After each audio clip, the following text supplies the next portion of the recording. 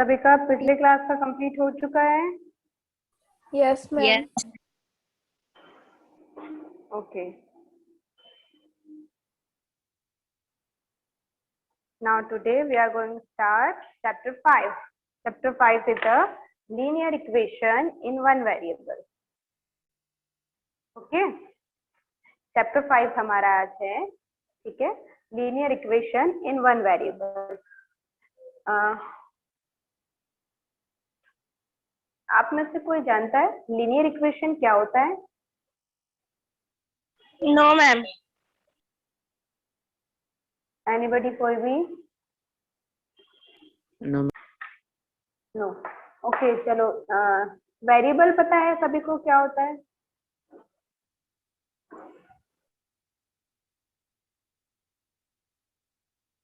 Variable के बारे में कोई बता सकता है, वेरिएबल क्या होता है?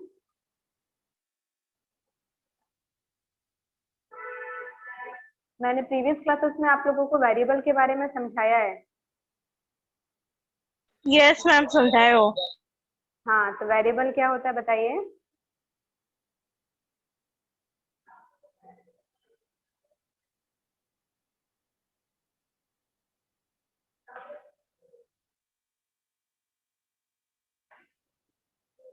Say the answer.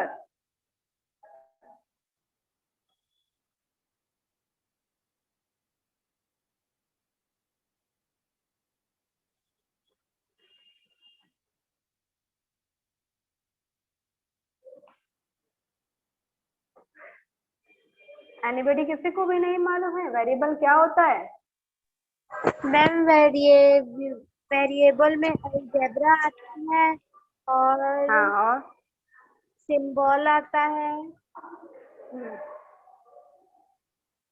देखिए, वेरिएबल्स पे होते हैं, ऐसा होता है जिसमें हम कोई भी अलजेब्रा, मतलब कोई भी सिंबल हम यूज करते हैं। फॉर एग्जांपल ज्यादातर हम अल्फाबेट यूज करते हैं, A to Z कोई भी अल्फाबेट हम यूज कर लेते हैं। और वेरिएबल्स में जो भी वेरिएबल हम यूज करते हैं उसकी कोई फिक्स वैल्यू नहीं होती है, ठीक है, उसको हम क्या बोलते हैं? That is variable. क्लियर है? Yes ma'am. अब देखते हैं लीनियर इक्वेशन। क्या देखते हैं? Linear equation. लीनियर इक्वेशन क्या होता है? अच्छा, हमने चैप्टर 4 में पढ़ा था लीनियर पॉलिनोमियल, पढ़ा है? Yes ma'am. चैप्टर 4 पॉलिनोमियल में पढ़ा था ना, लीनियर पॉलिनोमियल। तो लीनियर क्या होता है? लीनियर पॉलिनोमियल में क्या करते हैं हम, कैसे पहचानते हैं कि ये लीनियर पॉलिनोमियल है? मैम लीनियर उसको बोलते हैं जिसका मैक्सिमम पावर 1 रहता है। हाँ, जिसकी हाईएस्ट पावर क्या रहती है? 1 होती है, उसको हम लीनियर बोलते हैं। तो यहाँ भी लीनियर इक्वेशन का वही मतलब है जिसकी हाईएस्ट पावर क्या हो? 1 हो, और एक ही वेरिएबल हम यूज करते हैं, तब जो इक्वेशन बने उसको हम बोलते हैं लीनियर इक्वेशन। फॉर एग्जाम्पल, जैसे हम यहाँ पर लिख रहे हैं x + 3 = 5, that is linear equation. इसको हम क्या बोलेंगे? Linear equation in one variable. Linear equation क्यों बोला? ये हमारा एक पॉलिनोमियल है जिसकी हाईएस्ट पावर 1 है, 1 से ज्यादा है ही नहीं, और इसमें सिर्फ एक ही वेरिएबल यूज किया है, that is called linear equation. Clear है? Yes ma'am. हाँ, कि लीनियर इक्वेशन क्या होता है। फॉर एग्जाम्पल, यहाँ पर और भी आपको बहुत सारे दिए गए हैं। If we add 3 to double of 9 we get 29। क्या बोला? इफ वी एड 3, मतलब मुझे ऐड 3 को करना है। To double of 9 we get 21। To double of 9 मतलब 9 का मैं यदि डबल कर दूं और उसमें 3 को ऐड कर दूं तो क्या बन जाएगा? We get 21। देखो, क्वेश्चन बोल क्या रहा है, आपको इस चैप्टर में ऐसे ही क्वेश्चन को करना है। क्या बोला गया है? We add 3 to double of 9। Double of 9 मतलब 9 का डबल, 9 का डबल मतलब 2 का मल्टीप्लीकेशन हो गया। एंड ऐड ऑफ 3, आपको ऐड करना है 3, तो वी गेट, हमको क्या मिलेगा? 21 मिलेगा। अब देखो क्या आंसर सही है। 9 2 कितना होता है? 18 एंड 3 को ऐड करेंगे तो क्या आता है आंसर? 21। इस तरह से आपको इक्वेशन को बनाना आना चाहिए। और यदि इस तरह से इक्वेशन आपको दी गई है तो इससे स्टेटमेंट कैसे बनाना है, ये दोनों आपको आना चाहिए। स्टेटमेंट से इक्वेशन बनाना, देन इक्वेशन से स्टेटमेंट बनाना, ये दोनों आपको इस चैप्टर में करना है। क्लियर हो रहा है? Yes. Yes ma'am. जैसे यहाँ पर लिखा सी द स्टेटमेंट, इस स्टेटमेंट को देखो, the age of Raju is 9 years and his mother age is 35 years। मतलब age of Raju is 9 years, मतलब राजू की एज जो है 9 years and his mother is age is 35 years। उसके बेटे की एज कितनी है? 35 years है। There are 25 children in class 4th and 45 children in class 9। मतलब यहाँ पर आपको क्या करना है, अलग अलग स्टेटमेंट दिए जाएंगे, आपको उन स्टेटमेंट को पढ़ना है और उनसे क्वेश्चन बनाना है। अब जैसे यहाँ पर दिया है, I have thought of one number, this number is 5 less than twice of 25, what is the number? क्या क्वेश्चन बोला गया है? I thought of one number, मैंने एक नंबर को सोचा। This number is 5 less than, वो नंबर क्या है? 5 less than है। 5 less than मतलब -5 करेंगे। देन ट्वाइस ऑफ 25, 25 का क्या है? ट्वाइस है। तो वो नंबर को फाइंड करो। तो वो नंबर क्या निकलेगा? इसमें हमने मल्टीप्लिकेशन कर दिया, देन 5 को माइनस कर दिया, आंसर क्या आया? 45। मतलब जो नंबर मैंने सोचा था वो नंबर क्या था? 45 था। मैम 45। हाँ, तो इस तरह से आपको क्या करना है, क्वेश्चंस को बनाने के। अब जैसे मेक इक्वेशन, अभी हम क्या देख रहे थे कि स्टेटमेंट हमारे पास है तो हमने उससे इक्वेशन बनाया। अब यदि हमारे पास यहाँ पर देखेंगे मेकिंग इक्वेशन, ठीक है। अब यहाँ पर आपको स्टेटमेंट दिया है, इक्वेशन बनाने के लिए बोल रहा है। 4 more than 3 times of a number is equal to 13। क्या बोला गया? 4 more than मतलब प्लस होता है, then 3 times of number, उस नंबर का 3 टाइम। कौन सा नंबर? ये हमको नहीं मालूम, तो हमने सपोज क्या कर लिया कि वो नंबर क्या होगा? Suppose that the number is x। x का 3 टाइम्स में 4 ऐड कर दो तो आंसर 39 आता है। वी गेट 39, हमको 39 मिल जाता है। तो इस तरह से आपको स्टेटमेंट दिया जाएगा और स्टेटमेंट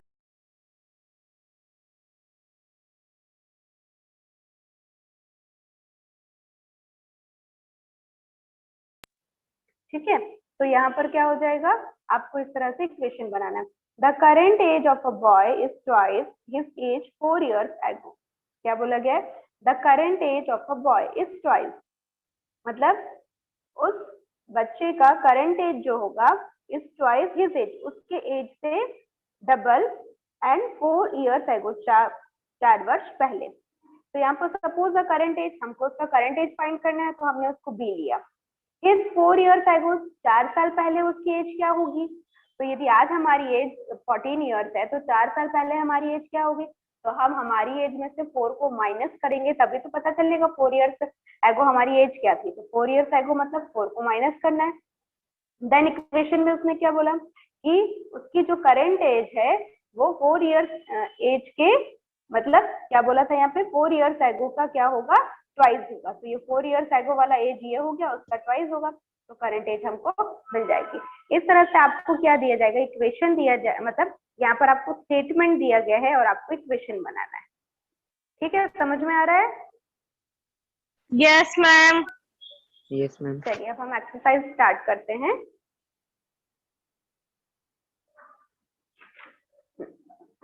देखिए एक्सरसाइज 5.1 यहाँ दिख रहा है आपको। Make equation from the statement given below. आपको यहाँ पर सिर्फ क्या बनाना है?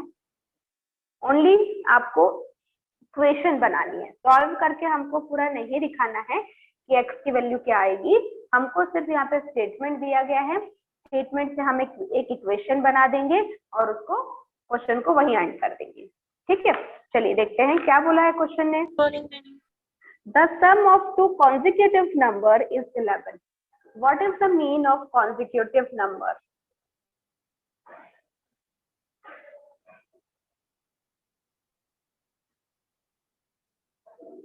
कॉन्जिक्यूटिव नंबर्स का मतलब क्या होता है?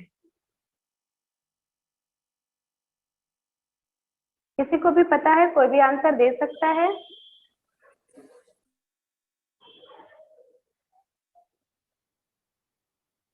देखिए आप लोगों को आंसर आता है तो रिप्लाई करिए, नहीं आता है तो नो करके बोल दीजिए, तो एटलीस्ट मैं उसको आगे एक्सप्लेन कर दूं।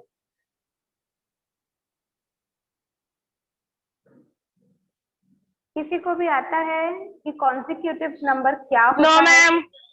No ma'am. नहीं आता है तो एटलीस्ट रिप्लाई करो तो मुझे पता चले कि आप लोगों को नहीं आता है। देखो कॉन्जिक्यूटिव नंबर्स का मतलब होता है, जैसे मैं फॉरवर्ड काउंटिंग करूं तो 1 के बाद क्या आता है?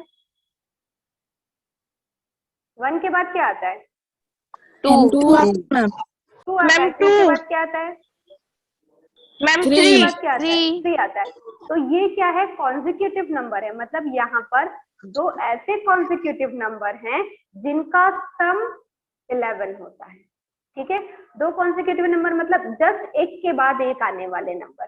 जैसे मैंने एक नंबर 4 बोला तो 4 के बाद क्या आता है? 5 ही आता है। तो just consecutive number is 4 and 5। ठीक है, तो यहाँ पर आपको वही बोला गया है कि the sum of two consecutive number is 11। ऐसे दो नंबर, दो कॉन्जिक्यूटिव नंबर जिनका हम मैं सम करूं तो मेरा सॉल्यूशन क्या आना चाहिए? मेरा आंसर क्या होना चाहिए? 11 आना चाहिए। तो ये आपको स्टेटमेंट दिया गया है और इससे बोला गया है कि आप इक्वेशन बनाइए। ठीक है, तो हम यहाँ पर क्या करेंगे? सबसे पहले एज्यूम करेंगे। क्या एज्यूम करेंगे? कि वो कॉन्जिक्यूटिव नंबर होंगे क्या। तो हम यहाँ पे लिखेंगे late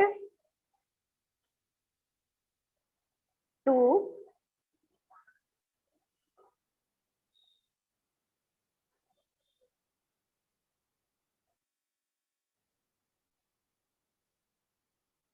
consecutive number is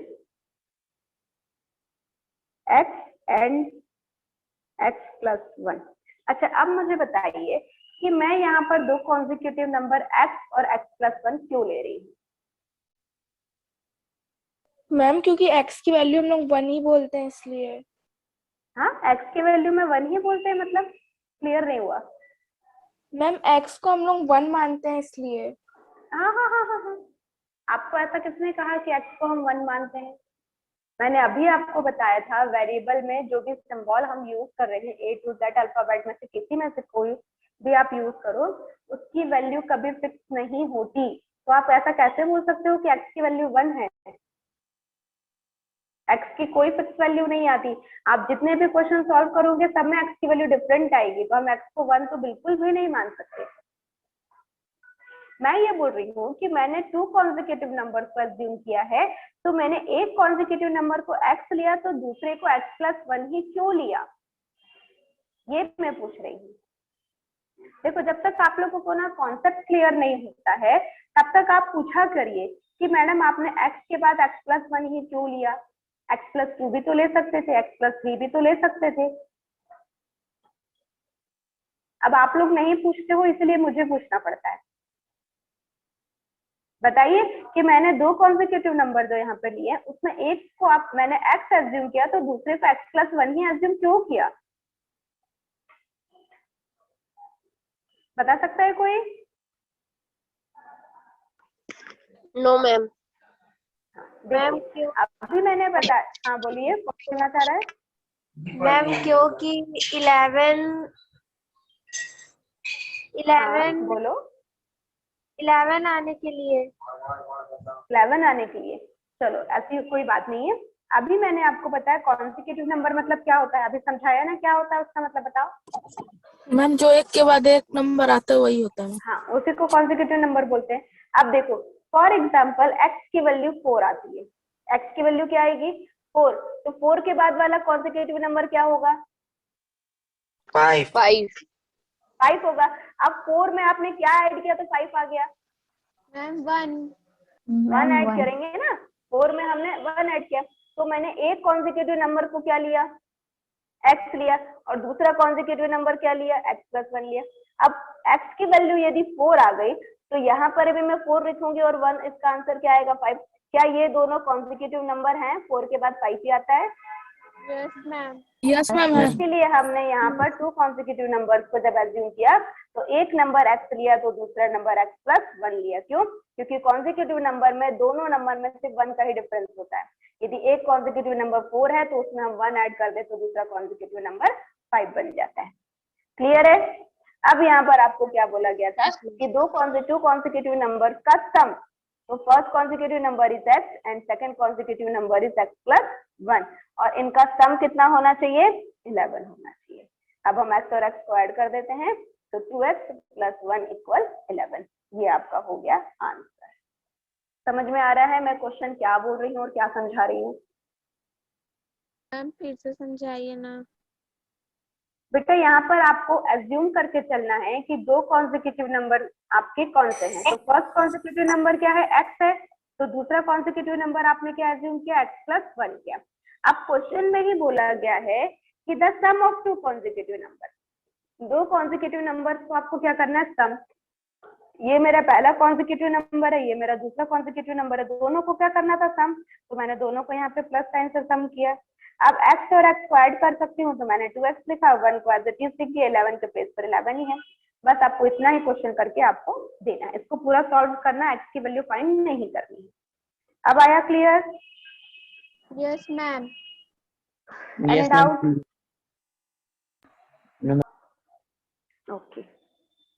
Okay, next question is, the sum of Tikendra and Tejram's age is 30, whereas Tikendra's age is twice of Tejram's age. क्या बोला गया है, the sum of Tikendra and Tejram age is 30, मतलब टिकेंद्र और तेजराम दो लड़कों के नाम हैं, इन दोनों की एज का सम कितना है, 30 है। whereas Tikendra age is twice of Tejram, जो टिकेंद्र है, टिकेंद्र की एज का ट्वाइस कौन है, तेजराम। तेजराम की एज यहाँ पर बताई गई है, Tejram age is twice of Tikendra, ठीक है। तो Tikendra was is twice of Tejram, Tikendra की एज डबल है किसका, तेजराम की एज का। तो यहाँ पर क्वेश्चन में हम देखते हैं, सबसे पहले तो हमको दोनों की एज को फाइंड करना पड़ेगा, एज्यूम करना पड़ेगा, ठीक है। तो यहाँ पर आपको क्या बोला गया है कि तेजराम की एज जो है, इसका जब मैं क्या कर दूं, डबल कर दूं, तो मुझे क्या मिल जाएगा, टिकेंद्र की एज, है ना। तो यहाँ पर आप देखेंगे तेजराम में, सबसे पहले हम क्या करेंगे, तेजराम की एज को फाइंड करेंगे, उसको एज्यूम करते हैं। तेजराम एज, ठीक है, ये आपको दो दिया गया है, तो इसमें हम लिखेंगे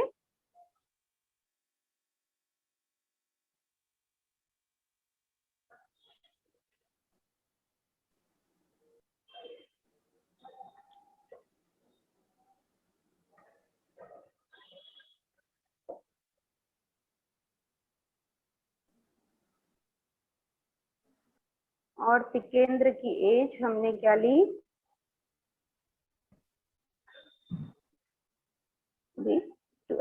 देखो यहाँ पर हम क्या ले रहे हैं, टिकेंद्र की एज को हमने x एज्यूम किया, सॉरी तेजराम की एज को x एज्यूम किया, और टिकेंद्र की एज को 2x एज्यूम किया। ऐसा क्यों किया, तेजराम की एज को मैंने x बोला और टिकेंद्र की एज को मैंने 2x बोल दिया, ऐसा क्यों कर दिया? मैम क्योंकि टिकेंद्र जो है वो तेजराम से डबल एज का है। हाँ, यहाँ पर क्या बोला जा रहा है, टिकेंद्र जो है वो क्या है, तेजराम से डबल एज का है। जैसे फॉर एग्जांपल आप दोनों में से ही मैं किसी को बोलूं, जैसे यहाँ पर स्टूडेंट कौन कौन है, जैसे अर्पिता और अरविंद के बारे में बात करूं, ठीक है। तो यहाँ पर मैं क्या बोलूं कि अर्पिता की एज का तो मुझे पता नहीं है अभी, लेकिन अर्पिता की एज मुझे मालूम है, लेकिन सामने वाला जो दूसरा स्टूडेंट है उसकी एज मुझे मालूम नहीं। हाँ, लेकिन ये मालूम है कि अर्पिता की एज का डबल कर दूं तो वो उस एज के बराबर आ जाएगा, ठीक है। तो जब तक कि मुझे अर्पिता की एज नहीं मालूम होगी, मैं दूसरे वाले स्टूडेंट का डबल कैसे कर सकती हूँ क्या? No ma'am. ठीक है, जैसे आपके भाई बहनों में भी देखा जाए और आपसे बोला जाए कि बड़ी बहन जो है वो छोटे वाले भाई की एज की डबल हो गई है, तो जब मुझे छोटे भाई की ही एज के बारे में मालूम नहीं है, तो मैं आपकी एज के बारे में सोच सकती हूँ क्या कि आपकी एज कितनी होगी? नो मैम, नहीं कर सकते। No ma'am. यहाँ पर हम क्या करेंगे कि तेजराम की एज के बारे में सबसे पहले मुझे सोचना होगा, तभी तो तेजराम की एज का मैं यदि डबल कर दूंगी तो मुझे टिकेंद्र की एज मिल जाएगी, ठीक है। तो मैंने यहाँ पर क्या किया, let the age of Tejram be X, Tejram की एज को मैंने एक्स यहाँ पे एज्यूम कर लिया, और टिकेंद्र की एज को क्या बोला, 2x बोला, क्योंकि तेजराम की एज का ये डबल था। अब यहाँ पर क्या बोला था, दोनों का सम, दोनों की एज का सम कितना आता है, 30 आता है। तो मैं दोनों की एज को सम कर देती हूँ, ये हो गया तेजराम की एज, ये हो गई टिकेंद्र की एज, दोनों की एज का सम कितना आ जाता है, 30 आ जाता है। तो ये हमारा इक्वेशन यहाँ बनकर कंप्लीट है। समझ में आ रहा है सबको? Yes Yes, ma'am. ma'am. चलिए अगला क्वेश्चन देखते हैं। Yes, ma'am. One side of triangle is twice of the second side and equal to the third side. Sum of the side is 40. चलो सबसे पहले तो ये बताइए कि ट्रायंगल में कितने साइड्स होते हैं? 3. हाँ, ओके Ma'am, 3 होते हैं. ओके, ट्रायंगल में कितने साइड्स हैं? 3 साइड्स हैं। अब यहाँ पर क्या बोला गया? One side of triangle is twice of the second, मतलब पहला वाला साइड जो है वो सेकंड वाले साइड का डबल है ट्रायंगल का। जैसे यहाँ पर हम देखें, ये मेरे पास ट्रायंगल है, इसके 3, तो यहाँ पर पहला साइड जो है वो क्या बोला जा रहा है? दूसरे साइड का डबल, मतलब पहला साइड डबल है किसका? सेकंड वाला। ये फर्स्ट हो गया, ये सेकंड हो गया, 3। फर्स्ट वाला साइड सेकंड वाले साइड का क्या है? डबल है, मतलब ये डबल है, ये डबल है, तो ये 2 का मल्टीप्लिकेशन हो रहा है इसके अंदर। मतलब अब क्या बोला गया है? Second side and equal to the third side. अब क्या बोला जा रहा है कि जो फर्स्ट वाला साइड है वो बता दिया कि सेकंड वाला साइड हमको मालूम नहीं है, लेकिन फर्स्ट वाला साइड जो है वो क्या है? डबल है। और थर्ड साइड भी क्या बोला गया है? इक्वल टू द थर्ड, मतलब second side and equal to the third side.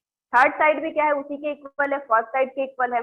दो सम ऑफ द साइड, मतलब तीनों साइड को मैं सम कर दूं तो कितनी वैल्यू आ जाएगी? 40।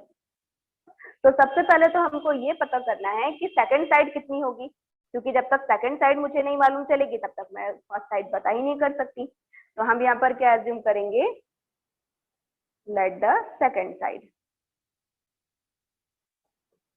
Is x। सेकंड साइड को हमने क्या ले लिया? x ले लिया। And the first side is, first side को हम क्या लेंगे बताओ? फर्स्ट साइड क्या होगी? 40. हाँ? देखो क्या बोला गया है, फर्स्ट साइड सेकंड साइड का डबल है। फर्स्ट साइड सेकंड साइड का डबल है, तो सेकंड साइड को जब मैंने x एज्यूम किया है तो फर्स्ट साइड क्या होगी? डबल। डबल मतलब, डबल मतलब Ma'am, 2x। डबल मतलब 2, तो हम यहाँ x का डबल क्या लेंगे? 2x लेंगे। ठीक है, तो यहाँ पर क्या हो रहा है? फर्स्ट एंड सॉरी यहाँ पर थर्ड साइड आएगा। ठीक है, अब यहाँ पर देखो कि क्या बोला गया है? फर्स्ट साइड और थर्ड साइड क्या है? सेकंड साइड का डबल है, तो दोनों साइड का डबल यहाँ पर आ गया। अब इनका सम कितना बोला गया है? Sum of the side, sum of the side is 40। तीनों साइड का सम कितना है? 40 है। तो फर्स्ट साइड आपका क्या है बताओ? फर्स्ट साइड क्या एज्यूम किया हमने? Ma'am, 2x. हाँ, first Ma'am, side 2x. Second side क्या एज्यूम की? Second side x। Ma'am, second 2x. Side x है, सेकंड साइड x है, देखिए second side is x। First and third side is 2x है। Second side क्या है? x है। और थर्ड साइड भी क्या है? 2x. Ma'am, 2x. और इनका सम कितना बोला? 40.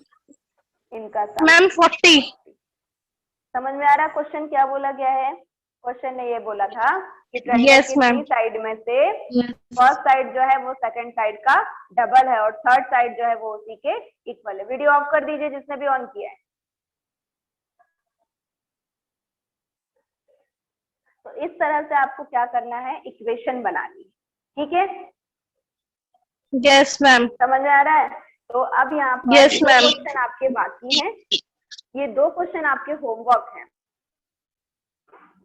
ठीक है, हाँ 1 2 3 क्वेश्चन तो मैंने एक्सप्लेन कर दिया। फोर्थ एंड फिफ्थ जो है वो आपका क्वेश्चन है, आपको करने की कोशिश करनी है। हाँ क्या बोल रहे बेटा? कोई कुछ बोल रहा था क्या?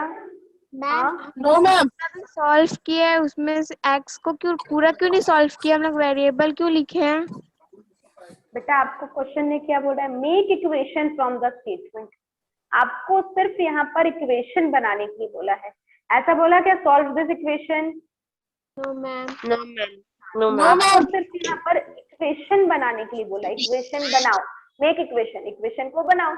तो यहाँ पर हम सिर्फ इक्वेशन बना रहे हैं, हाँ, यहाँ पर आपको बोला था कि solve this equation from the statement, statement से जो इक्वेशन बनेगी उसको सॉल्व भी करना है, तो हम इसको सॉल्व करके एक्स की वैल्यू फाइंड करते हैं। लेकिन आपको यहाँ पर सिर्फ बोला गया इक्वेशन बनाओ, तो हम यहाँ पर क्या कर रहे हैं, ओनली इक्वेशन बना रहे हैं। समझ में आ रहा है? Yes ma'am. Yes ma'am. आपको यहाँ पर क्या करना है, सिर्फ यहाँ पर मैंने 1, 2 और 3 क्वेश्चन को एक्सप्लेन किया है। 4th एंड 5th आप अपनी मर्जी से क्वेश्चन बनाने की कोशिश करना, ठीक है? नहीं बनेगा तो फिर मैं उसे कल एक्सप्लेन कर दूंगी, ठीक है? Okay ma'am. Okay ma'am. और किसी को कोई डाउट है क्या? No ma'am. No ma'am. नहीं है ना? No ma'am. No ma'am. Okay,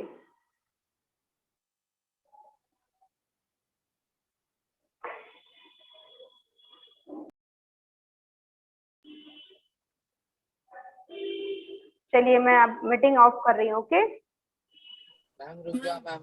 okay ma'am. Okay ma'am. Thank you ma'am. Okay ma'am, thank you. Okay. Okay ma'am.